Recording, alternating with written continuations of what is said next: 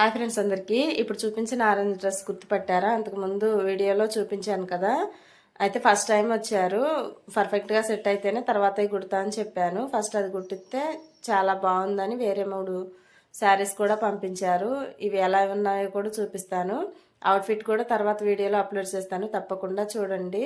కొంతమందికి ఇష్టం ఉండదు కదా, కానీ ఆ అమ్మాయి అయితే అడగంలోనే ఇచ్చింది.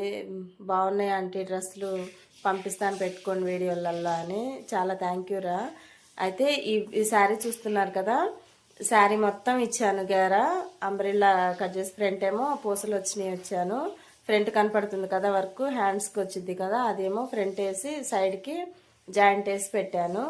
చేతులేమో ఇలా బటర్ఫ్లై హ్యాండ్స్ ఇచ్చాను. చాలా బాగుంది. తర్వాత వీడియోలో అయితే తప్పకుండా చూడండి. ఇది ఒక్కటి చూపిస్తాను. ఇంకా నెక్స్ట్ వీడియోలో ఈ 4 డ్రెస్సులు కూడా ఎలా ఉన్నాయో కూడా పూర్తిగా చూపిస్తాను. ఈ ఒక శారీ, ఇది కూడా హ్యాండ్స్కి వర్క్ వచ్చింది కదా, అదేమో ఫ్రంట్ వేసాను. ఎల్బో హ్యాండ్స్కి కొంచెం దించి పఫ్ ఇచ్చాను. అన్నీ ఒక్క తీరిగే ఉండొద్దు కదా, కాలేజీకి సింపుల్గా ఉండాలంటే మీరే చూసుకుంటుండ అని చెప్పింది. మరీ ఓవర్గా ఉండొద్దు, డైలీ యూజ్ కదా అని.